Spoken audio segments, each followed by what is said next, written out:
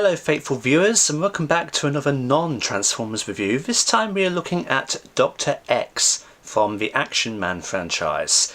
I did show a little bit of a figure from an Action Man franchise in the Cybermen reviews, that being an ex-robot, which is a servant of this guy. Dr. X here is the main antagonist of said Action Man franchise. Now if you don't know what Action Man is, over here in Britain we had he's not really a superhero. He's more akin to G.I. Joe, really. I think there is some connection between G.I. Joe and Action Man in terms of franchises. So it's basically our closest equivalent. And Dr. X here is basically like a supervillain. He doesn't really have any superpowers himself, as you can kind of gather from the figures before you. He's kind of like a cyborg. I don't remember the backstories. I have a load of comics in storage, and that's where these guys have been for many years in storage. So forgive me if I can't remember the nitty-gritty of the lore and everything, but this is Dr. X. He's a bad guy. That's basically the gist of what you get. In some continuities I think he was meant to be Action Man's brother. Depends on what you follow or what you believe. Anyway, on the left we have his 2003 design. I literally just looked at the comics to see what the dates were, and I've literally just forgotten. I'm an idiot, but we already knew that. You can see that in many videos of mine. But anyway, let's go with 2003. We have 2003 on the left and we have 2004 on the right. Like the Cybermen, they are basically Supreme Class Transformers size. So they are gigantic. I don't really need to do a size comparison with anything, because if you look at the Cyberman video you can see how big they are. So we'll have a look at Dr. X on the left. If I get his successor out of the way, we'll start with the oldest figure. And this is easily the figure that I've had the longest out of any Action Man figure I own. And I own a few, for some reason. I used to be really into it. So X here, he is a bald bloke with a big cyborg apparatus on his head. Let's try and zoom in as best we can. My camera is at a ridiculous angle for this, but hey ho. You can tell it's been a while since I last did a review. I've done a lot of gameplay in the meantime. Anyway, big bald bloke with silver apparatus on his head with a big red stinking eye there.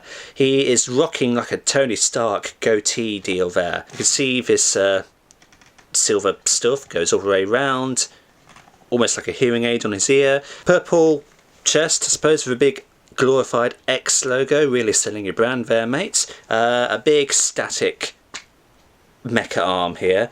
You can tell that it has a firing function. It's coloured orange, obviously, to say, hey, this is a lethal projectile. You're safe to fire this. You're not going to get arrested for anything. So if we just show that off, we'll shoot it at the reflection of myself. Hello. In 3, 2, 1.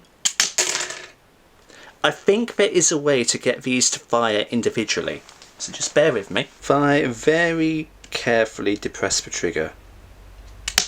Yes, you can. Just got to be careful as to where these fire off to.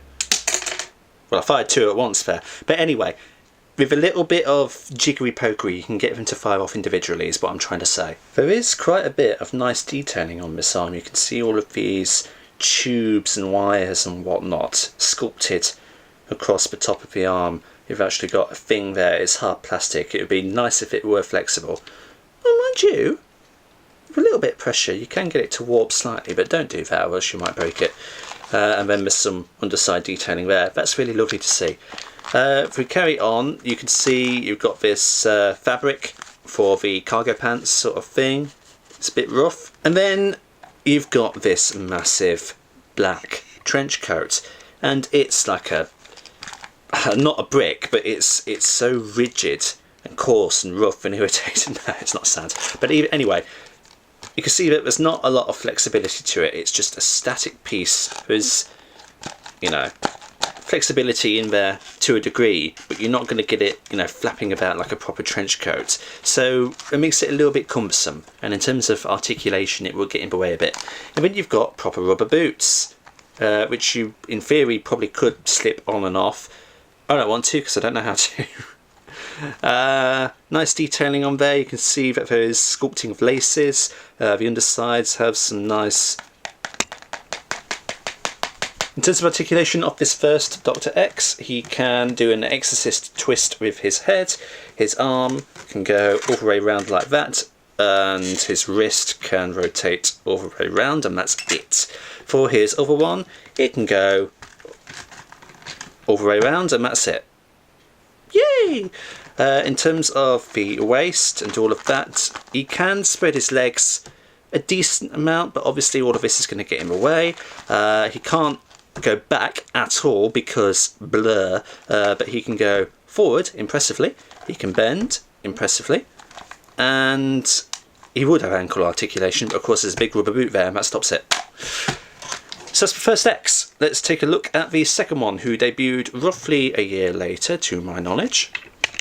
And you can see he's even more of a cyborg, and the gimmick of this guy, I don't think this one specifically does it, but one of the versions of this particular design was able to come apart, and then you could reconstruct him to basically hammer home the idea that he is almost entirely a cyborg, and what you see of the human side of him is all that's left. This one can't do that. I think I'm describing the one that came immediately after this one. So this X, he no longer has a red eye, he has a green eye. More of his head is absolutely scrapped. He's got a bigger, like Wolverine style beard almost. Dark grey apparatus. He's still got a big stinking X on there, and he's still got an X on there. He has veins all along his arm, meaning he's beefy and curvy. You can see that my one has had a little bit of damage, just through general wear and tear. This tube obviously was meant to probably be in that one by the looks of the super glue that's residued around there. I think that's super glue anyway. It would just be a super glue job again. I don't think the tube will actually plug into any of the holes. So, oh no, I'll tell you where it's meant to go. Sorry, it's meant to go right there, because you can see the breakage. Obviously you can't because it's blurry at the minute, and I'm not going to refocus for that, but trust me, that's where it goes. Now the main gimmick of this one, you can probably be able to tell that this is a battery pack. He has a little switch here. I don't know if this still does anything. Apparently it does.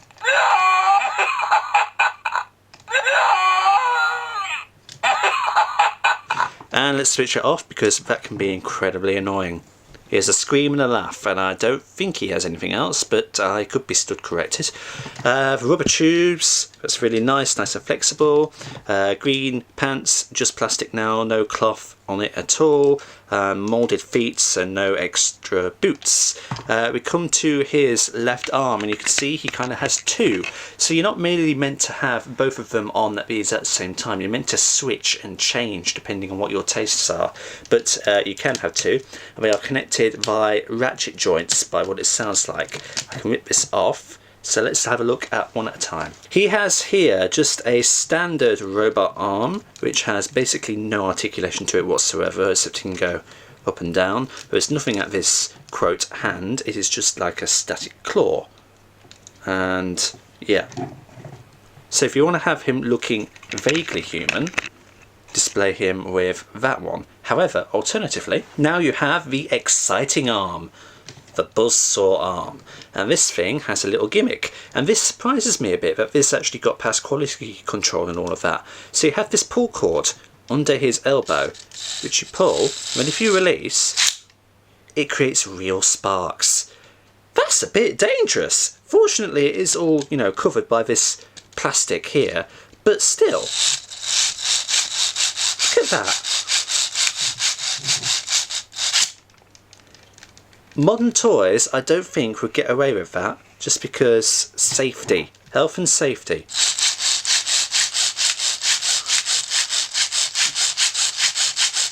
But that's cool though.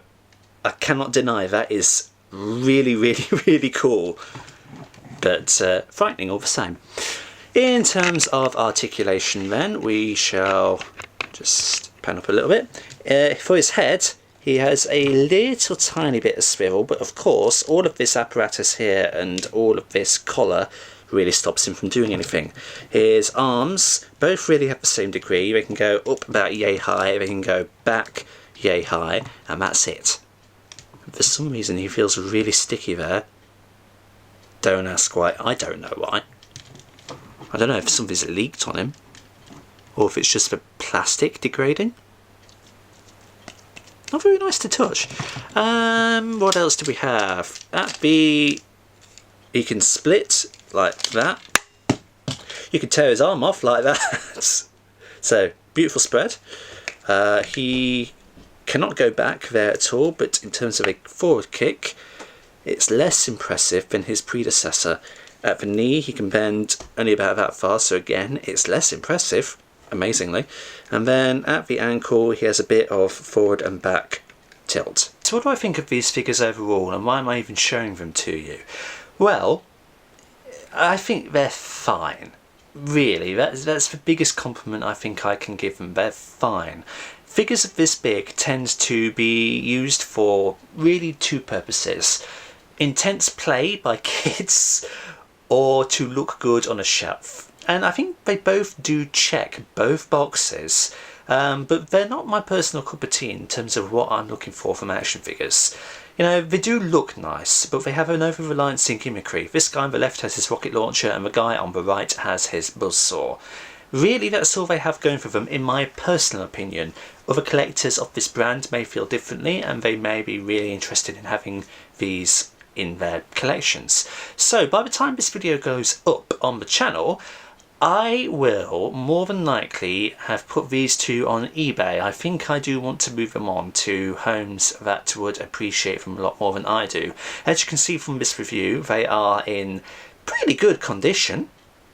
There's nothing fundamentally wrong with them. They may be a little bit dusty. The guy on the right just requires one of his leads reattaching, but that's a job that anybody with a spot of super glue can do. I would still, for people who collect figures of this size and just want things to look cool on a display, I would recommend them for that purposes. Playability wise, they do leave a bit to be desired, so they would be more appropriate for younger people, for lack of a better term. I would just advise caution regarding the missiles. They could be a choking hazard, and they could easily get lost. Lord knows how I've managed to keep a hold of them throughout all the years. Maybe because they've all been in a box for many years, like a decade plus. Yeah, you can tell I haven't played with these things, and hence why I particularly want to move them on. So drop a comment if you're interested, I suppose. They're okay. They're fine. They obviously have a few issues here and there, like the trench coat on the one on the left really hinders play. The one on the right doesn't have a lot of articulation going for it. It has remarkably less than this guy on the left. So yeah, they're fine. It just depends on what your general taste is. If you're really into Action Man like I used to be, you might think, oh man, these are the bee's knees. Hell yeah. All the power to you if you feel like that. Oh, he's gonna fall, oh my god. If you feel like that, congratulations. I'm happy for you. But they're not my personal cup of tea. I have fond memories of getting this guy on the left. Oh, actually, I remember getting them both. But yeah, I think it's time that I probably move them on. So, thank you everybody so much for watching, I suppose. Like and subscribe if you haven't already, and share it around to help out the channel. There will be more Transformers reviews on the way. We're having a little bit of a hiatus at the minute because at the time of recording this, Skywalker Saga is being produced. Those videos aren't doing particularly well at the minute. I'm surprised. Any reason, folks? Never mind. Whatever. Fallen Order, it's either coming out or has come out at this point, depending on when this goes up. I don't know. This is being recorded way in advance. What a rambling outro to this video this is. Oh my god. But thank you. You can tell I don't script this. I'm keeping all of this in. This is hilarious. That's my review of 2 iterations of Dr. X. There you go. Happy birthday.